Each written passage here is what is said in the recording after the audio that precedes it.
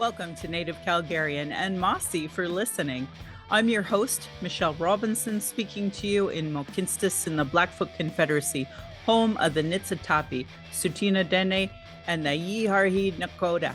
I talk about history, current news, unheard news, book clubs, with special guests to give local or national issues a voice through an urban Satu Dene lens.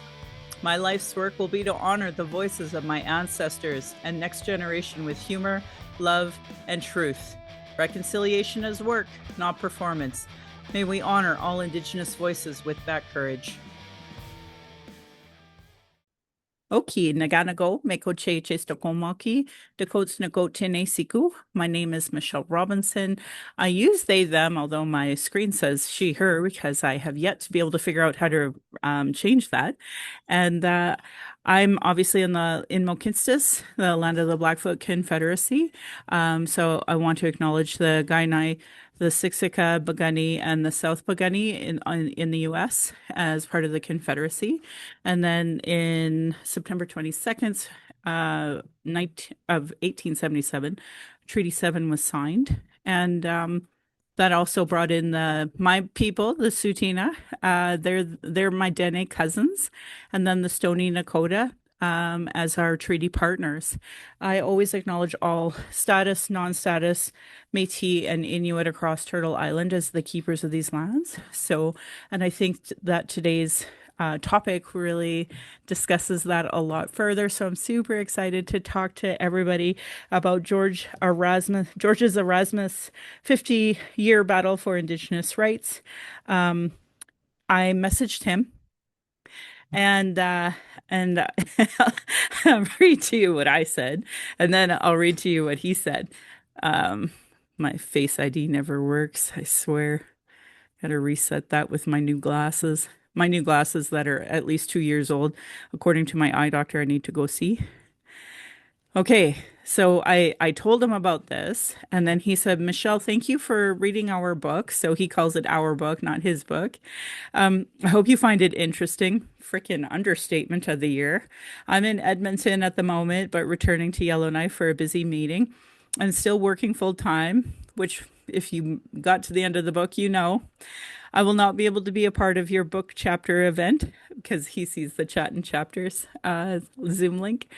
But perhaps I could answer some questions that your members might have with an email. Good luck with your interesting activity. I love reading and always have, but I've never been a part of a book club. I think the guy who revised the RCAP to say those words together. Oh my God. So that's what he said. So I wanted to let you know if you have questions, he may very well want to answer them for you through an email. He didn't give me his email, but I was going to look it up after this because I figured I'd ask him some questions then. So I literally finished this 3 minutes ago. I ran downstairs and I got the Aboriginal Healing Foundation 3-volume set that I got years ago from him, obviously, not him directly, but his work. So I'm really excited to, discuss this book. I have so many dog ears and things to talk about. I want to punch Stephen Harper and his team in the face, Jean Chrétien, him in the face, It's a really great book. So I'll open it up first. Like typically in the book club, what we do is if you are Indigenous, you speak first. But it's my book club, so I always speak. And so we'll just go kind of around. I usually just use the participants list as kind of the guide of who's next to speak. So we'll go Kat, we'll go KJ, Vivian, Wendy, and then I'll go off on all of this and we'll go from there. So Kat, do you want to get us started? I'll get you started. Hi, I'm Kat. I've been part of this book club for 5 years now and was inspired to also start my own book club uh, called Settlers Book Club, where we also center Indigenous voices. And I am a settler of British and German descent, born on Treaty 1 territory and live currently here on Treaty 7 territory. Uh, I loved this book. I'm grateful that we got to read it because George's has such an interesting life, and it was really fascinating to read firsthand accounts of things that are so important to our history. And I liked how Wayne wrote the biography part, but he also included George's voice. That was I think a really wonderful addition. I loved that he opened the book with talking about the land, Yellowknife, and your people, the Dene people, and the history of the area, which sort of lays the groundwork of how Georges was raised and his family and stuff. Um, uh, there's so much more I want to say, but I can't really remember a lot of what I wanted to say, other than the fact that if the Canadian government had implemented RCAP, things would be a million times better right now. And it was so heartbreaking that we did not fund the Aboriginal Healing Foundation. I mean, what the fuck? It's set up to help people, and you quibble over how much money you're going to give them. And oh my, anyway, that's it for me for the moment. Right on.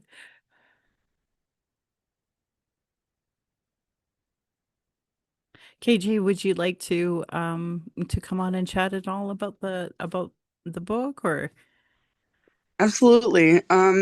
So I am disabled, so I wasn't able to quite finish it. I am working towards it. But I was absolutely blown away coming in, not knowing so much of Indigenous and Canadian history. Like, so much was not taught in schools and stuff like that. And I was just like totally floored at like the level of ignorance that I carry, even as a woman who tries her best to educate myself and keep up on these things. So I'm like super grateful for this. And I do like it's been a bad month, but I will absolutely finish this. I'm very much looking forward to it. Um, I just like there like from the beginning, just like there was moments where like I'd kind of giggle and then like heartbreak, and it was just such it's a beautiful book. it is a beautiful book.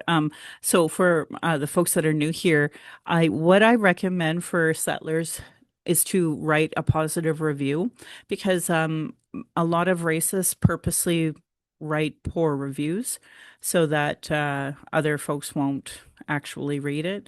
So I always encourage folks that if you read an Indigenous authored book and you liked it, to please write a positive review because to outweigh all of the racists that are out there. So thank you for sharing. I appreciate that.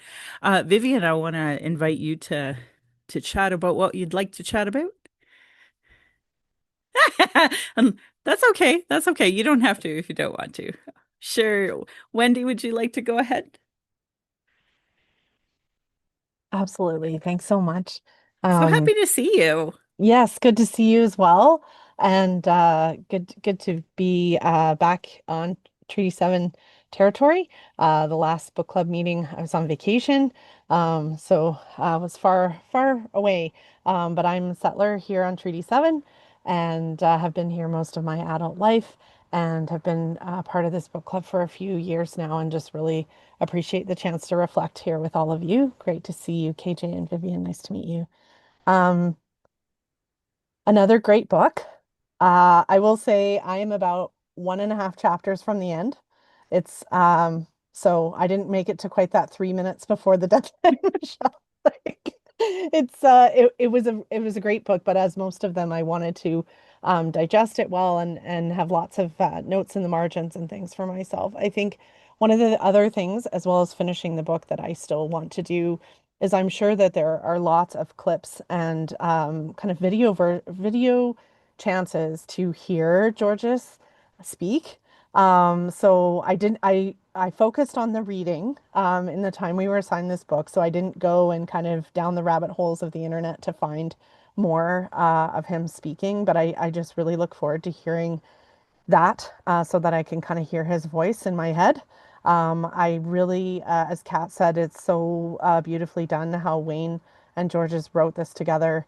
I love that they changed the font so you could easily tell which parts were which, and that those were his reflections. But just really stood out for me that it was so personal, like that Yeah. he wove in his own journey and just kind of what was happening for him in a very direct, matter-of-fact way, which I'm guessing is the way that he is from reading this.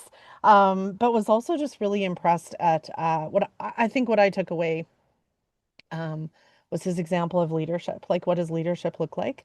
It looks like time and time again saying yes because you can make a positive difference. So, I mean, by the last few chapters, I was like, oh, I know what we're leading towards. As one thing would round out, and he'd be like, okay, I'm done, and I'm retiring, and I'm going to this cabin, and all these things, and then another opportunity would come up. I started to really feel that pattern throughout but that it was always at the impetus of his community. So I just really, I feel like he showed what leadership looks like, but he also showed what Indigenous leadership looks like and that deep connection to community and community representation. So I just, that was kind of my initial takeaway. I think there were other things too that, like, it was really interesting how he talked about different points along the way.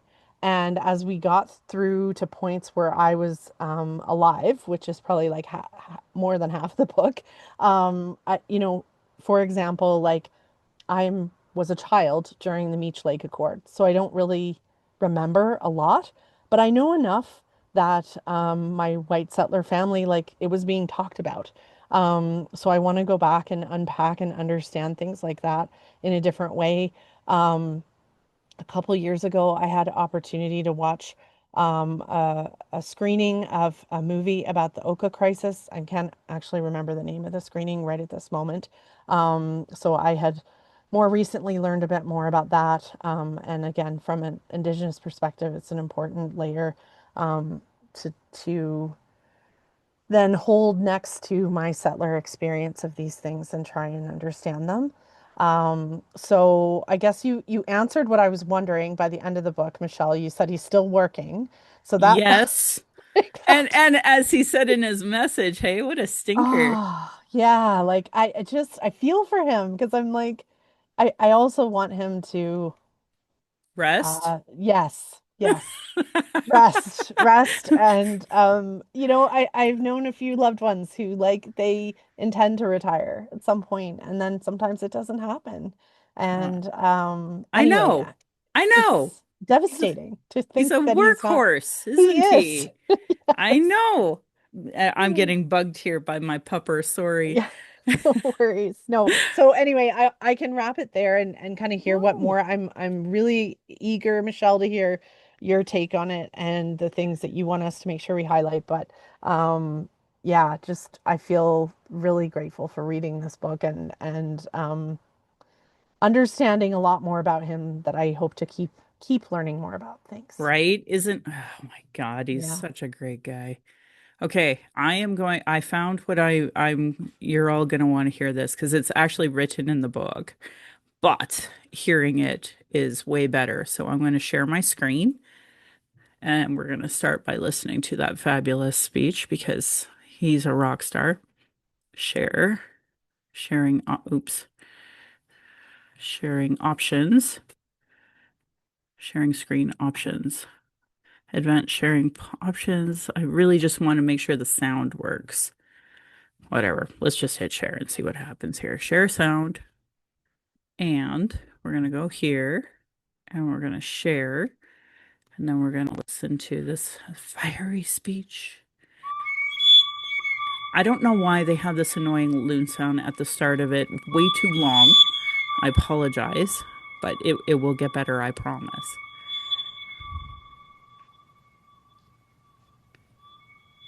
Unfortunately, there's no video. It's just the What are we going to celebrate? Are we going to celebrate that it took until 1959 before we could vote in this country? Are we going to celebrate that it took until 1968 that we could vote in Quebec? What are we going to celebrate? Are we going to celebrate the fact that our Aboriginal languages are not considered important enough in this country to be regarded in any legal way? Are we going to celebrate the fact that there's not a single court in this country where if the only language you speak is an Indigenous language, you don't have any legal rights there? But you will be forced to operate in French and English? What are we going to celebrate? I don't like what has happened over the last 500 years, 125 years. I couldn't do a lot about it. Let's say the majority of the people in this room, in this country, couldn't do anything about it. But what are we going to do about the next 500 years? What are we going to do about the next 10 years? So that when the year 2000 comes around, there are some differences. What are we going to do about the poverty amongst Native people? We don't like it when Canadians are unemployed. We're concerned when we're around 10% and more. We're concerned when there's 1 million people in this country that are unemployed. But what about when 90% of your people are unemployed?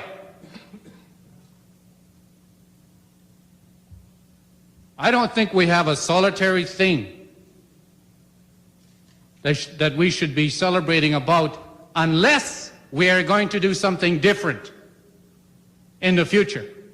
It's really time for some change. It's really time that the European people and their descendants and the rest that are here, that are now Canadians, seriously begin to address the basic relationship they have with this land and the people that were here first. We can do things differently in this country. We can be leaders for the world. We criticize Africa, Southern Africa, and the racism that is seen there. And yet we have no examples at home. The problem they're having in South Africa is descendants of European people trying to wrestle with how they are going to live with an indigenous population. In that case, the indigenous people are the majority. And so there's paranoia in that white race that's there. But what's your paranoia? We're the minority here. Why can we not deal here with the problems that we criticize South Africa about? Why can we not have a situation here where Native people have enough land and enough control over their lives that they can have some dignity? We have no reason to criticize anybody else. We have no examples to show the world. But it can be different. And it must be different. Or the next couple of decades will not be the French-English problem. That will not be your problem. You cannot continue to have a situation where people are lined up to get to the negotiating table. And maybe in 30 years, maybe in 40 years, they will begin to negotiate. You cannot continue to contain that situation. What we have now in the way land is being dealt with in this country, we have treaties that are hundreds of years old that are supposedly protected by the highest law in this country, the Constitution. And we have not yet fulfilled the land requirement in those constitutional legal documents. Can you think of any other people amongst us that we would have that kind of legal document and we would still, 100 years later, be talking about whether we should fulfill that? It only could happen. It only could happen to Native people. It certainly would never happen to the Anglos. And the time has come, and thank God to them that they have the power now. It would not anymore ever happen to the French. It was an insult to the First Nations when the premiers and the prime minister of this country could walk out of a room that they were locked into long after midnight, and they were going to tell the world that there were two founding people, that there were two distinct societies. My God Almighty, those men were the same men, the majority of them, for the 5 years previous, that people like myself had been meeting with. And yet they had the audacity or the ignorance to come out of there and not recognize that Canada, nowhere else in this world do the Indigenous people from here call home. And if we are not distinct here, where in the hell are we distinct? I believe we can do something different. We want to do something different. We are sick and tired of coming to events like this and being your conscience. Absolutely sick and tired of it. We'd love nothing more than to be able to go around and dance and feel good about ourselves. But by God, we have too many real things to be concerned about. So wicked, I can't even. So I'm sure you can see those are my people, why I am the way I am. And I don't mean to be, but that's just the way that's who I come from. And he's such a damn rock star. So I I loved every single piece of this. Um I'm gonna start by doing silly things because this easily could have been my family's picture. And I did tell him who my family was, and he didn't mention, any of them. So I wasn't sure. Like, I mean, I can't imagine how freaking busy he is. But it's so great to have representation finally in some of these books that we do. We did one earlier that basically depicted Dene as violent, terrible people.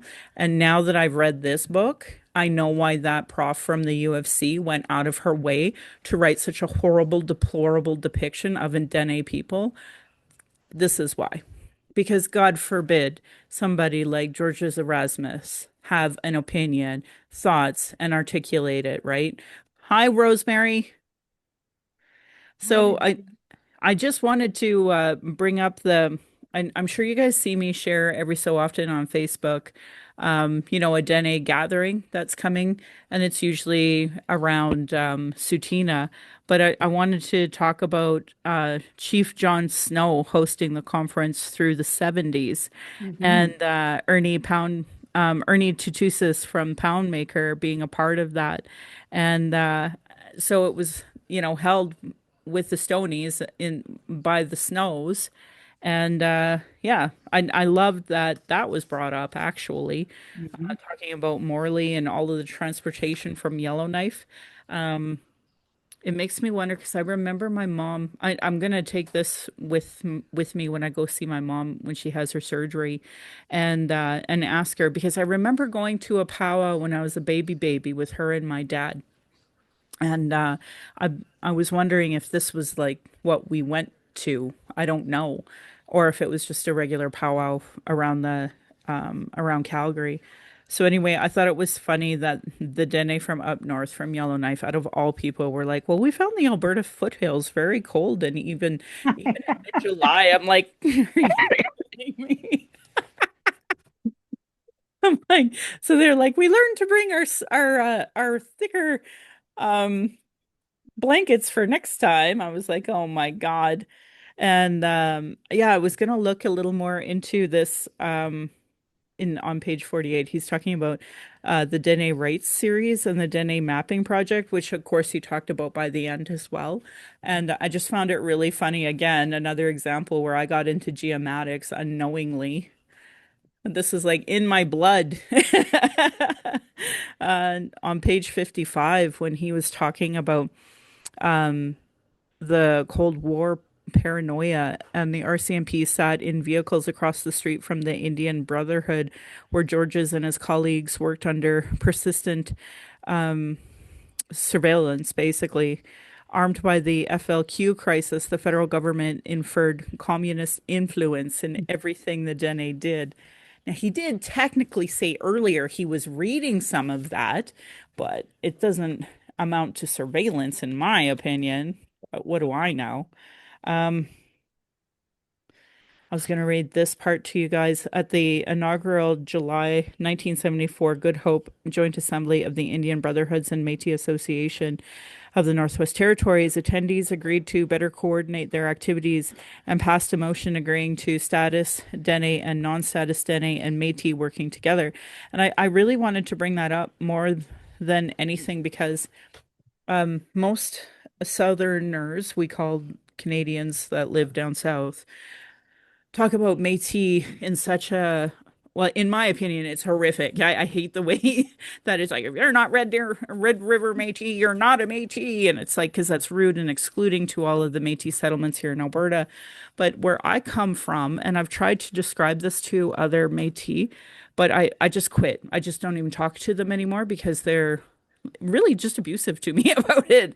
Um, Sam, myself as well, we would have been considered Yellowknife Métis. And Yellowknife Métis have their criteria very simply. If you are a descendant of Dene, you are considered Yellowknife Métis. So I never was worried about Sam not being able to identify as Indigenous. But when Murray Sinclair told me to go get her status, of course I went and got her status, and it worked out because of S3 that she could get her status.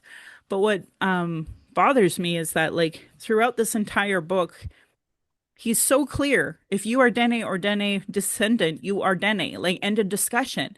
And that's not a conversation I see from Southerners. Like, I see, well, if you're not Red River Métis, you're not Métis. And it's like, well, but then they're Cree, then they are Anishinaabe, then they are, and we never get to that second point. And so we see all this division in the Métis down south. And, I wish they were more united.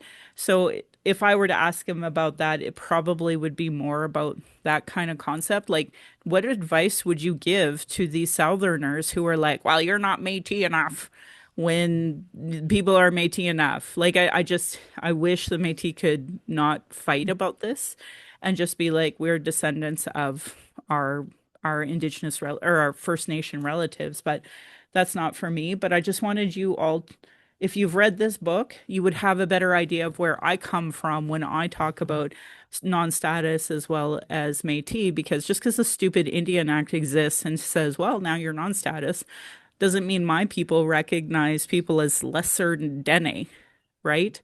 And I think that's a real problem I see across here. So anyway, this is him. I spent my career trying to bring us together and have one organization. That's what our elders had wanted, and I totally agree. I could see the Dene all together, regardless whether or not they called themselves Dene or Métis. I had hoped that would give us that last push we needed to create one organization. Even though we ended up with a very large majority of our people to sign, some didn't. We were never able to create the one organization that the Dene chiefs had wanted in 69 to 70 when they formed the Indian Brotherhood. What we were able to was open up the membership, which still was for individual members, to any descendant of Dene that believed that they were part of the Dene Nation. Honestly, I feel like when I read one of our people say that, I lose 10 pounds of stress because I don't care if other people can't wrap their head around it. That's their problem, not mine. And then he talks about the Dene Declaration, which, I've tried to describe to other people like our Dene laws are different than the seven sacred teachings, and there's nothing wrong with the seven sacred teachings. Those are Anishinaabe teachings, but they're not our teachings, and that we don't go against their teachings, and especially if we're in their territory, but like we all have different ways. Um, I have this one part here. The Dene find themselves as part of a country. This country is Canada, but the government of Canada is not the government of the Dene, and the government of the Northwest Territories is not the government of the Dene. These governments were not a choice by the Dene; they were imposed upon us. I'm like, see, that's why I, I just feel so much pride after reading this book because I know this is where I get my teachings. And he probably taught me all of this. He taught my auntie all this, who taught me all of this, who taught, like, that's why we're this way. Um, he talked about polarization in the North. The one from the South has been looked up, and they say it's a frontier, and that's where a man can go and get pioneer things, be courageous, exploring, and make new man for conquest. And people who are have always been living here don't see this as a wilderness. It's our home. It's everything around us. It's always been used the way it exists now. And like that's why I've always had a problem with the language that people use that are non-Indigenous, talking about talking about the land in general. Like they talk about it like it's some kind of exploring, romantic idea. And it's like, no, you're literally invaders to a whole group of people who are here, you know? So I thought he articulated that really well. I really liked that. There's some pictures in here that I'm really excited to show my mom, see if she recognizes anyone in here. And oh my God, I got a kick out of this so much. So if you guys seen the picture on page 75 of George's with his long hair and his fringe coat, that's how all my uncles looked at that time too. Like all the men from Dene, or all the Dene men from Yellowknife looked like that, all of them. So all my pictures look like that of my family. And I love the way that they talked about him being like, the lead singer of Kiss or something. I'm like, oh my God, you guys. Um, but my favorite quote, I think, of the entire book is this one. When the Berger inquiry began, the people were Indians. When they ended, we were Dene. It's like one of my favorite quotes through the entire book because, like, again, Canadians pan-indigenize us as Indians when we're not. Um, I really, yeah, there's so much here I want to keep discussing about, like, the setup of all of the things that he's done. Some of his struggles of talking to different organizations. For me, learning about the American Indian movement and the Indian Brotherhood then forming into the Dene Nation was actually something I didn't know. I just didn't really understand it. One of the changes we wanted to get out of calling ourselves the Indian Brotherhood, because we are a nation and we've always been a nation. We need to change the name to reflect that. So the Indian Brotherhood of Northwest Territories became the Dene Nation. And I'm like, that makes so much sense why they did that now. Because I didn't understand if it was just that they hated, because I read a lot about, disagreeing leadership. And unfortunately, because settlers have controlled the propaganda narrative, you don't know what's real, what's right and what's wrong. But this was funny. Then he starts talking about the Norman Wells project, and he's like, Esso was very cute. And he goes on about it, and I'm like, I know, I feel that. And then by then he had start to cut his hair, so he had almost like an afro, I would even say, as opposed to his long hair anymore. And yeah, he talked about all of these organizations that I kind of knew, but it wasn't until the very end that he started talking about Paul Chartrand and the Royal Commission on Aboriginal Peoples. And like that was one of those things that I knew was like a really tedious thing to do, but like not like I I had any idea of. The way he described it, the amount of work they did in such a short period of time, it was so incredible. But this is funny just because of right now in 2025 with our relationship with the Alberta government. Why should anyone care what Alberta has to say about Crown First Nation relationships? Because I was like, it was like clear then, clear today.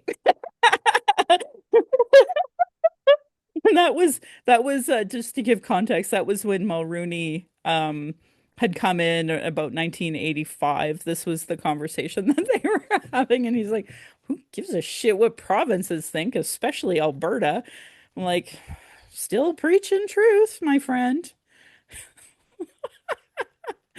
Oh, yeah, and the propaganda, the way they really made him look like he's some kind of, they kept the mainstream media kept demonizing him as some sort of radical because God forbid he advocate for us, right? I really enjoyed hearing different points of view about the Mohawk um and the Oka crisis throughout this because he would bring it in with a different perspective as he went. Um, he talked a lot about Mulrooney in ways I didn't expect him to. And he actually, so that thing that we just listened to was the nothing to celebrate off the cuff speech, he said, where he made it clear how displeased he was with the Meech Lake Accord and the general situation of First Nations in Canada. And then basically that whole 7 minute speech, he just types it out here. And it's actually not that long. It's just that I'm sure as you heard, every like time he took a pause, it was just like a pin dropped, like nobody was even coughing. And then the establishment of the Aboriginal Healing Foundation. So Mhm. these were the books that I had got from that at that time, when they were basically giving these away at the end of this mandate, which he talks in depth about here. Um, just kind of, he's still talking about the Mohawk. Oh yeah. Okay. Did you guys realize that Mario Cuomo was the governor of New York at the time that they were having this Oka Warriors issue? I didn't know. He's still around? Anyway, so he just shrugged it off. He didn't care. And it was Grand Chief Mitchell that pursued him to act. But it was very clear that the Canadian government understood the threat to public safety, which I found interesting because, like, they're the problem. Anyway, um, yeah, and he talked a little bit about the agreement that they were trying to get done in Yellowknife at the time that that was happening. So, um, so he was saying that even his sister got involved at that time, so he understood the gravity of how much the Oka crisis was really affecting everyone across the country. There's only been one other time First Nation from coast to coast to coast felt that they were together emotionally and started acting out, and that was the time that it became apparent that thousands of children were buried far from home in unmarked graves. Catholic churches were put to the torch. Someone had even started a fire at the Catholic Church in Yellowknife. Fire was extinguished before much damage was done. First Nation leaders came forth asking for an end to those actions, but unfortunately, a short pause, the fires have continued. But truth is, down here, it's always been white people that did it. Um, this was really interesting because he talked about at the time that the Mohawk were not defeated. He asked about the countrywide demonstrations by a reporter, Georges responded, "We're rattling their change. Perhaps the authorities have forgotten that all of Canada's major roads, railways, hydro lines, and water shipping lanes run through First Nations lands." But then he realized that the next day, 5 hydro transmission towers went down in southwestern Ontario. Georges was shaken, and he suddenly understood the scale of violence and destruction his words could provoke. And from that point on, he chose his public words with more caution. And I was like, yeah, that's a lot of power. I wish people listened to me like that. Holy. And then he talked about the unfortunate stabbing of 14-year-old Wanique Horn Miller, who later became one of our Olympians. Mm. So, yeah, I know she's really cool. Talked about his relationship with Phil Fontaine really lovingly throughout this entire thing.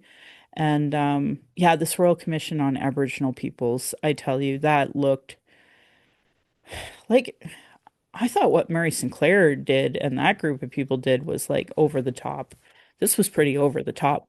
Mhm. One of my favorite quotes was about the moon. I don't know if y'all have read that, but he was like, "We literally talked about everything except Indigenous people going to the moon." And then later he followed it up in his book and was like, but the conversation that he was having at the time was Jean Chrétien, and it was like he Uh, was on the moon. He's like, "Oh, I guess maybe they did accomplish that part then too." And I thought that was so funny.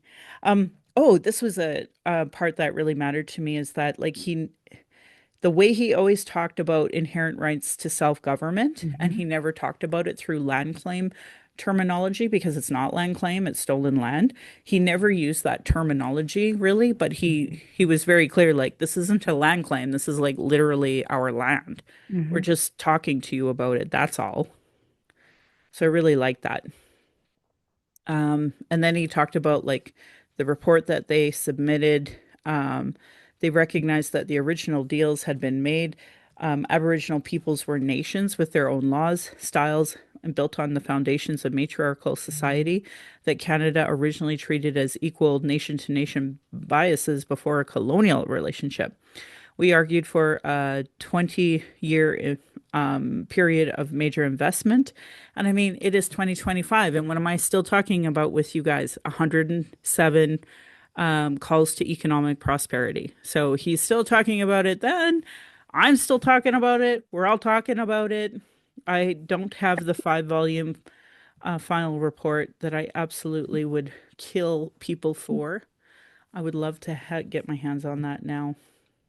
I'm pretty sure I can go to the library and read it there, but I'm not allowed to like take it. So I looked up the Royal Commission on Electoral Reform and Party Financing, but I couldn't really find anything that had Indigenous inclusion, even though, like in his book, he kind of talked about that and the Royal Commission on the Status of Women and Reproductive Technologies in such a positive way. So I'm like, that would be a question I'd have for him. Like, can we talk more about that?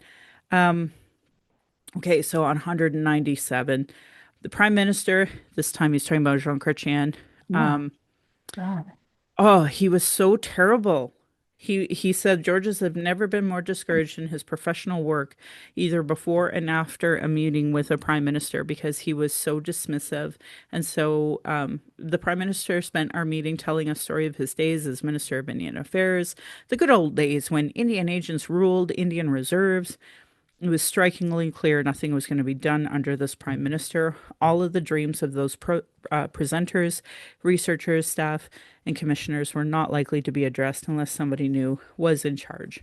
And he talked about the paternalism from there. Chrétien was in the dark ages using terminology that hadn't been used for 40 years.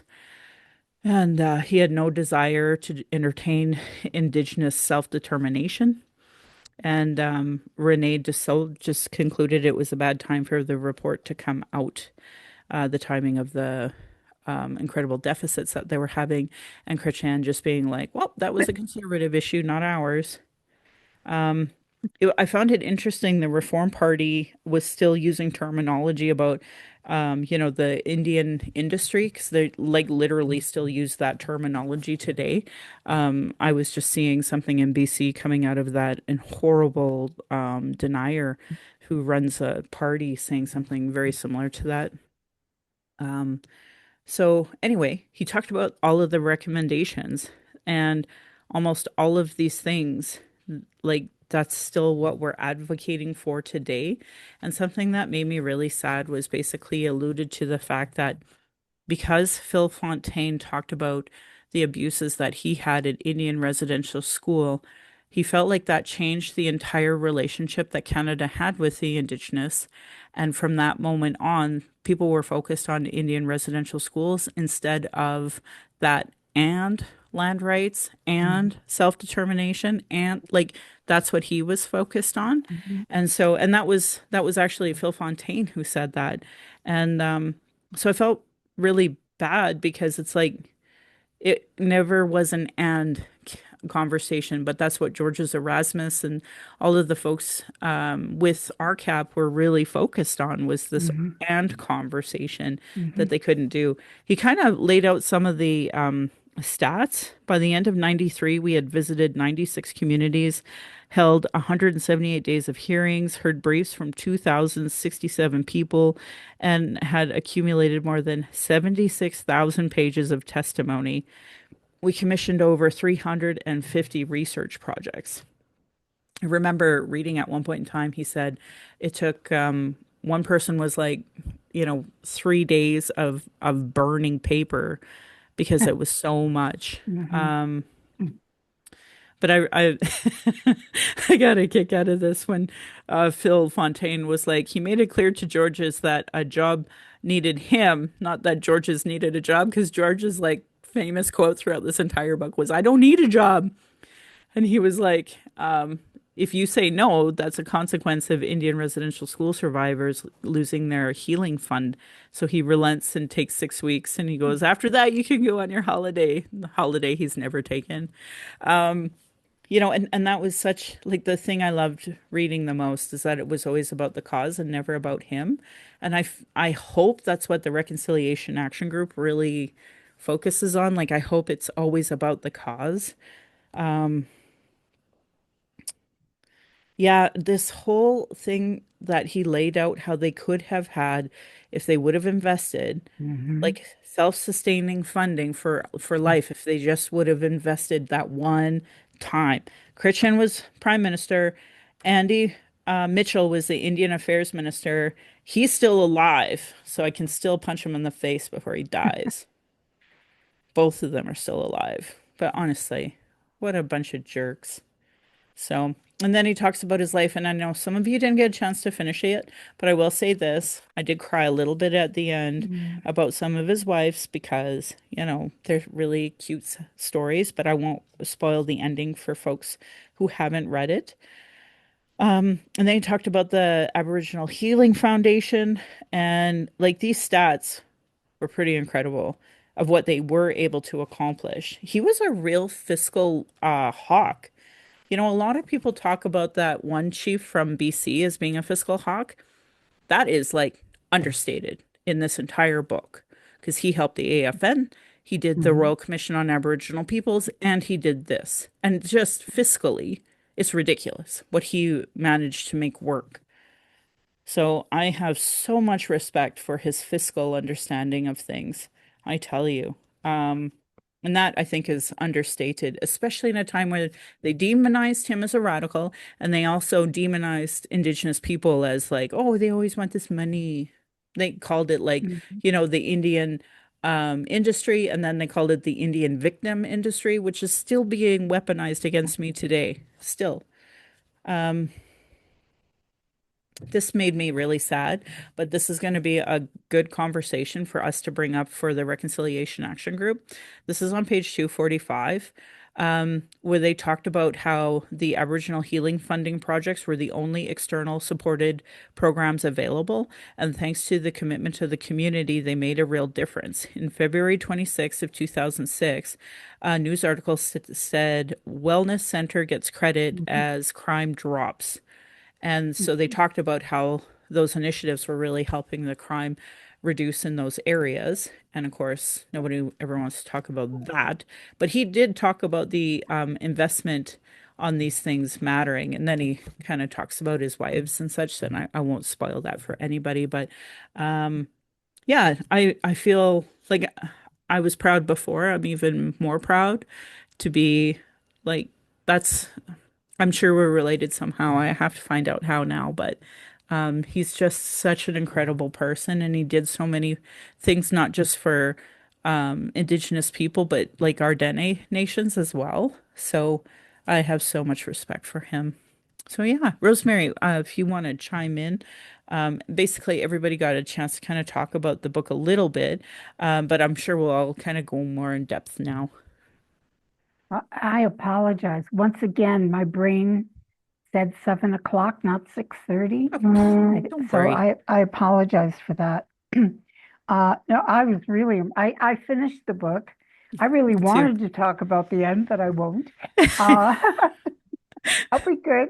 Um, but yeah, I was impressed by him as a political activist Yeah. and his political acumen and his consistency and persistence in putting forward those issues around no extinguishment, right, of title Yep. and self-determination. And it just played right through. And I think, it was so obvious. He never sold out, Never. never sold out. So I have so much respect for him. And, as a non-Indigenous person. I mean, I knew his name. I knew he'd been connected to the AFN, and that was about it. Sure. So this has been a real eye-opener, and I'm really glad you put this on the list. And then I was very impressed by all of the comments that people made about what he was like in private. And they said, politically, he could be a bully, right? Like he just went for it. But people spoke about him as such a kind person, Mhm. so kind. And the other thing I loved was, I mean, his so-called vacations, he's he's either building or renovating homes, but he obviously loved working with his hands, creating, um, helping that way. I was very impressed by that. And for me, I think one of my favorite pictures is the three cats sitting in the window watching the birds outside. Right? Yeah. They said in here that he's such a cat person who just likes to read. And I was reading that at the time I had my two dogs basically on the couch with me while I was reading Yeah. his book. Yeah. Yeah. Yeah. Yeah. No, I'm so happy I've read this. And I'm not going to say I totally understand the politics among the Dene, but it's really advanced my understanding. And, Yes. you know, and I hadn't understood that relationship with the Northwest Territorial Government and the individual nations and how the Northwest Territories government was such a block sometimes. And I was so angry around the Aboriginal Healing Fund issue. Yes. And I just, it's like, oh my God, we don't want to create a situation where Indigenous peoples are no longer dependent on us for the funding to make this keep going, right? It just, and that comment about, oh, the commies must have written the Dene Declaration, that is so racist and Mm. white supremacist that the Dene wouldn't have the brains to, sure, that he read different stuff, but the point is, Yep. what he put together, it was his words, his community's words. Yeah. I had a question for you. Your relatives, were they ever involved in any of the assemblies or community meetings? I was Was gonna that? ask my family that because they haven't really told me. And like my Uncle Bob, he was very clear, like, Michelle, if you give your time to these stupid parties, they're just gonna steal it until you're dead. And he's not wrong, right? So he was a huge NDP organizer at the time. So I would imagine that he must have worked with George's because George's talks about when Mhm. that was happening.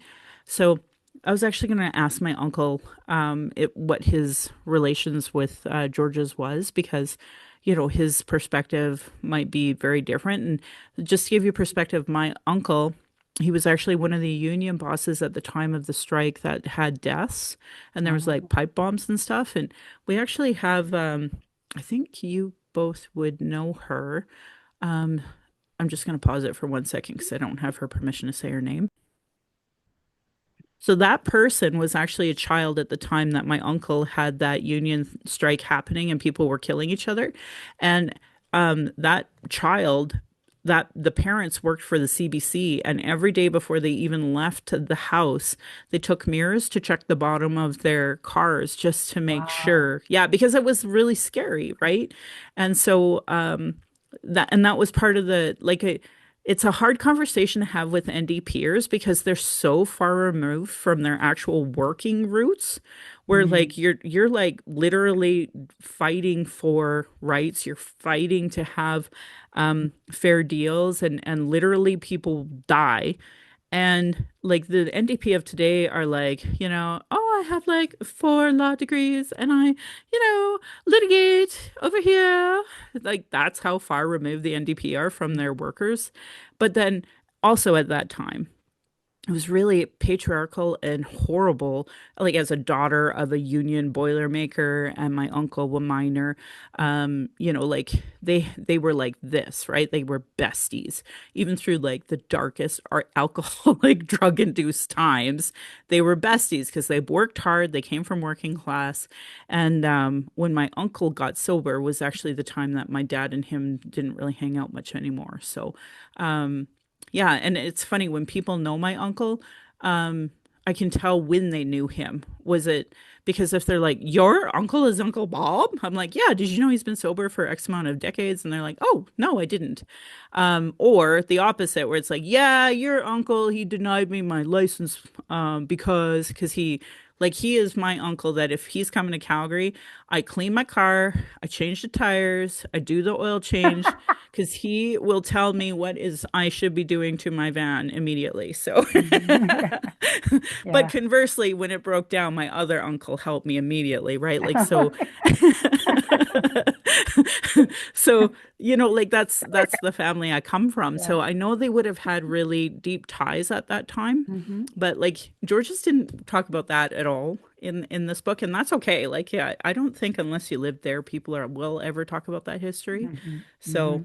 I'm sure there's a book somewhere. I don't know. Yeah. I just don't know it. So that's what I know. And then Right. like some of these pictures, I hate to say it, might have my great grandfather in it, but I don't know him enough to say, "Oh, there's my grandpa." I wouldn't even know it. So Mhm. I was going to ask my aunt and my mom to go through some of these photos because like Good. I see some of the community outreach photos, but I don't know if I'm related to them or which. So Hmm. anyway. Yeah, No, thank thank you. Yeah, I'll be very interested to hear what they had to say. And because this reminded me, I mean, the other thing that really impressed me is that right from the beginning, his sense of politics was grassroots up and getting into the communities and organizing at that level. And that is so important. yeah. That's how it has to be done. Isn't he great? And I know like when you read Murray Sinclair's stuff, like he talked about learning from George's on some of these things too, right? So I want to kind of reread what Murray said about him through his books. It's so great. All right. So I guess maybe we'll just go through the list like Kat. Yeah, you can really see where the TRC got its foundation, obviously from our cap, right? So it was really interesting to see that is how it started, which, like Rosemary said, going out to the communities, talking to everybody, writing reports about it and stuff. That was really great. And also, it was interesting at the end, sorry to spoil it a little bit, where everybody said that all these organizations ran better when he was in charge. Like now they're kind of maybe a little messed up or really messed up, but when he was in charge of the AFN or other organizations, that they ran so much better. So, like Michelle said, he was a huge policy wonk and fiscal hawk, and just knew what he was doing and led in a humble way. So Hmm. that was really admirable too. Off the record. KJ, would you like to chime in? Oh, follow that up. Yeah, sure. No pressure or anything. Okay, so I was one of the ones that did not finish. I apologize. But I just wanted to thank you for playing this speech because when I was reading it, I had goosebumps, but listening to it, I was reminded of like right before then how they were talking about how passionate some of these talks would get and like actually hearing it, you know what I mean? Just like chills down my spine, you know what I mean? Like just incredible. And then also reading about the duality of him being, that, fierce warrior kind of And then like the loving gentle, it's just like um I find that a lot of people get put into boxes, you know what I mean? Like when we meet someone, we're like, oh, that's just who they are, blah, blah, blah. And, being reminded that, like, while you can be this way in public, being a different way at home or like the people that know you personally or whatever is like completely different. And there's just so many messages that I found so incredibly inspiring that I will definitely be taking forward in my everyday life. Like, definitely. So, but thank you once again for playing that speech because that was incredible. Yeah, it was so good. He's like that just shows it, and whenever he paused, like no pin drop, you could hear no one because he was just on, and it sounded like through his entire book that's just the way he was, and everybody respected him for it. So I loved that. Okay, I think Vivian, then Wendy.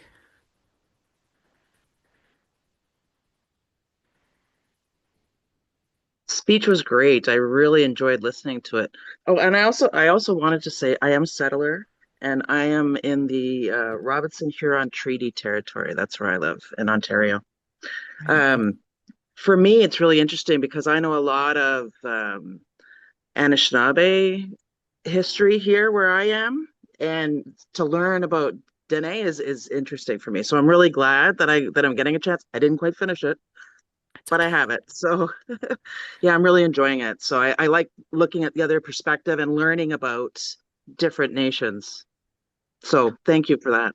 Well, and I would argue nationally, all of the 634 nations benefited from his advocacy, Oh right? yes. So, yeah, like and just so you know, okay, I don't tell a lot of people this, but um in my in my understanding of our indigenous ways, you go matriarchal. So that made sense to me because my mom was always with my granny and my granny wasn't with my grandpa. And that so it just made sense to me to always identify as Satu Dene. But when my grandfather actually died, and like I'm okay with this being public because it is public up in Yellowknife. My grandfather actually went to jail for sexual molestation for my aunt, and so I just never identified as him.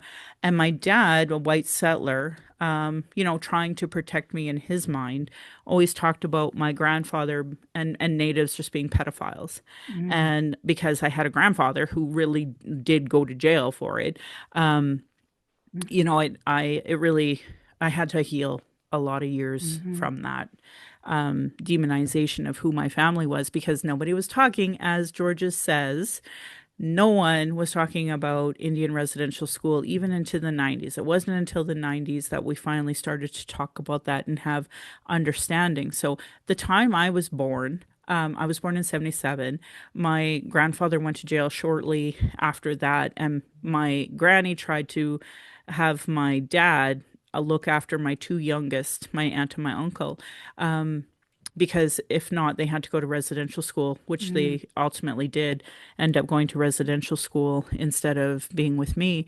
So, because that wasn't a responsibility I don't think my dad was willing to take on at that time. So anyway, my grandfather is actually status Oneida, and I was accused of being a pretend Indian, which I hate, but that's a whole other conversation. One of these young Métis in our area, he's at the university and he did a bunch of research and where he actually found script that belonged to my family on my grandfather's side as well. But I just never claim Oneida. I never claim Métis because I never understood it until like he died 2 years ago. And so I would never claim those teachings. I'm still working on being Satu Dene, and I'm a voting member of Yellowknife's Dene First Nation. So that's kind of where I've always focused my life. So I'm trying to teach my daughter it's okay to expand. It's okay to, um, identify as Yellowknife Dene, Oneida, or Satu Dene, Yellow Oneida, and having claims to Métis script because that is the legacy of the family. That's not, but she knows who's gone to Indian residential schools and which ones they've gone to. And so that's important for me to teach them. But I'm trying not to, I've said to her repeatedly, your legacy doesn't have to be what my dad did to me about all natives are pedophiles, right? Because it's a different time. We all know, we all understand it differently. So I would never claim, and that might be part of my journey is to understand that world over there.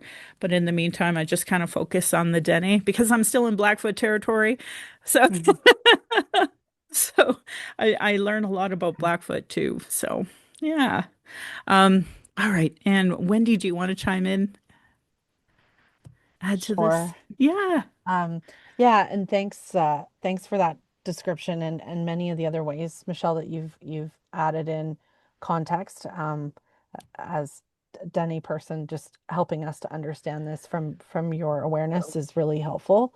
But I think when you just said 634 nations, like he, George's work is really beautiful for reminding of all the nuances of each of those nations and that he worked in so many of his cases with multiple different groups and then pulled upon each of them and how they all need to be at the table and are going to point out and emphasize different pieces. Like I feel like his work just was amazing in its ability to do that and he had those reminders. I think the one where you were talking about the different I don't remember what it was called when they were coming together and they had all those groups who were traveling. Like you said, they had to pack heavier blankets like that. But that was also a time where there were people from lots of different nations, different perspectives, different viewpoints that he was bringing together and was part of a bringing together of them, which is amazing. And tells you that it is possible, even though we don't have a lot of leadership right now that shows us that that can even be a fathomable thing. Like Hmm. that was really strong in his work. And really appreciate the discussion we've had so far about that reality in the 90s and how once residential schools were started to be talked about, it did have such an emphasis. But I tried to rate really strongly in my notes as we've been talking, where's the and? Where's the and back to the land and self-government pieces that were quite prominent until that point in time? It does lead me to just a lot of questions in my own mind, because I guess it leads me to questions as a white settler.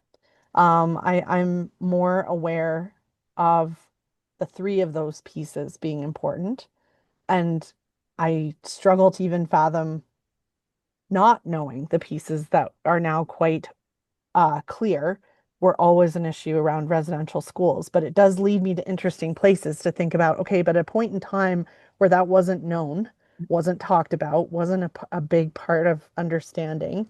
Um, I relate to this and think about it as like what were we doing as in the white settlers? Like what were we thinking then? What are we thinking now? It's a lot of the pieces that I try to unravel. So just thinking about that whole land and self-government pieces. And anyway, I just look forward to unpacking that a bit more because it's an excellent point. And my hope is that the volume of discussion around Indian residential schools, um, how does that then activate the other pieces being even more important than they were discussed at that previous time? Like there's just layers there that are super interesting.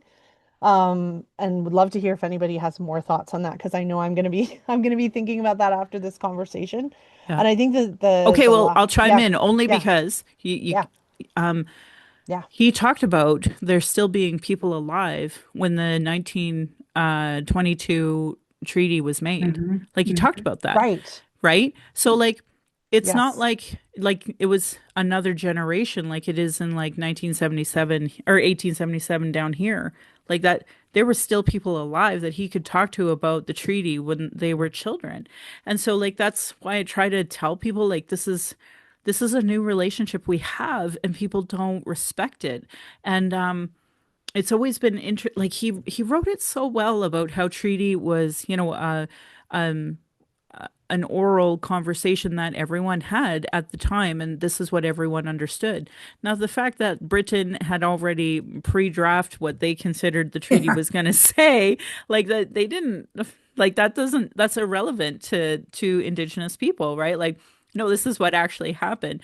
So for me, like those conversations really matter. And I was going to tell you that I have a link from Richard Van Camp, and I know he'd share it in a second to anyone. And it's basically recordings of him recording elders. And he said, I wish I had a better device at that time, and because some of them are really bad, but like he knows how precious they are.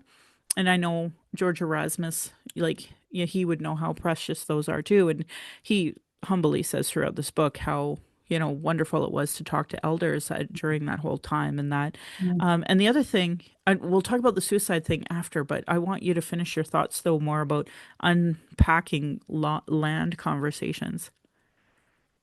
Yeah, no, that's an excellent point. Thank you for the reminder about the 1922 and the timeline of different treaty signings. That's really helpful. And I'm going to go back and revisit that part of his book. I think my only last reflection was just where we were talking about just so many people who when witnessing him in his job, especially when speaking to others, how he had such a presence. The hearing his voice was really important. And then that other juxtaposition with all the reading, how quiet he was, how kind he was, all those pieces. Um, I think the way that I've conceptualized this, I don't think of them as actually being disparate from each other. Like I actually feel like I just can only imagine how much thinking he's doing and all that reading. Like when they talked about the volume that he was able to read, digest, comment on, send back, like just that uh I know, I, still I am still like, holy, it's mind-blowing. holy. I don't even know how it's physically possible.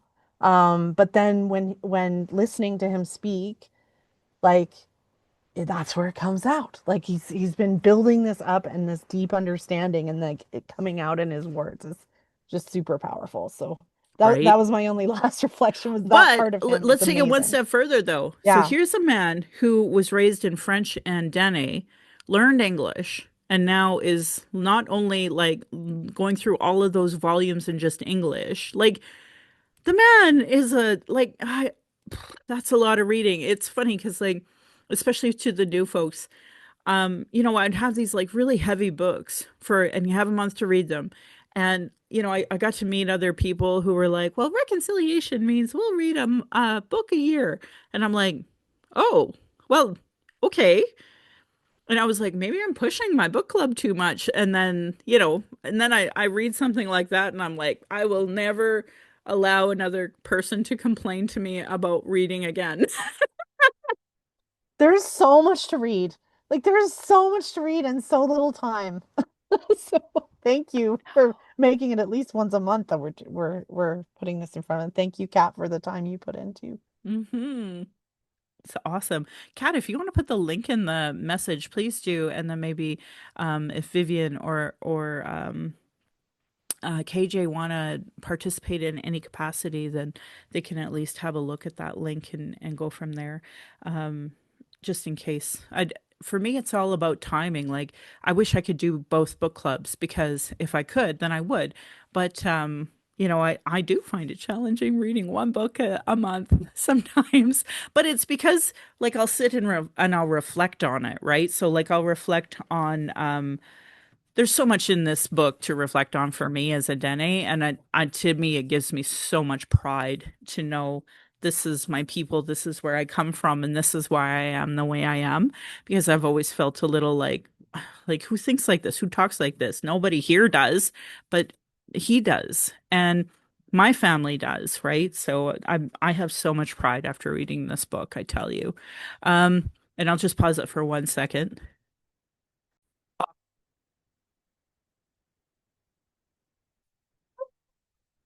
So yeah. Well, thanks, folks. Does anybody have any lasting things that they want to say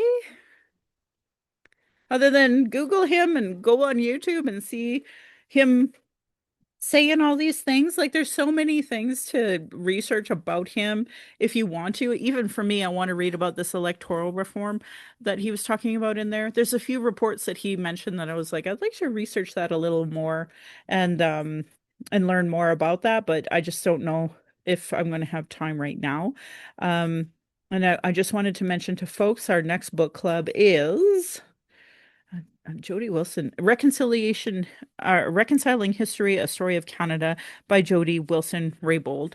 So that'll be our next one. And then October's a fun one because it's Halloween. So it was I'm a Teenage Slasher by Stephen Graham Jones, another hottie, another like Google him, follow him on socials and look him up. He's funny as well. He's so funny. I can't believe I got to meet him. Anyway, so those are our next book clubs. I know WordFest is promoting Chris Hadfield coming to Calgary. So that's a big deal. Although I probably won't go see him, but you guys might. So, yeah. Any other lasting thoughts? Well, thanks, folks, for joining.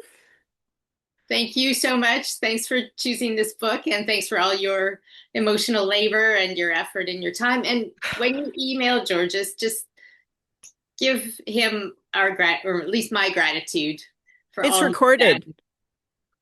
Okay, Georges, thank you so much for everything you've done for the last 50 plus years. Right. Still going.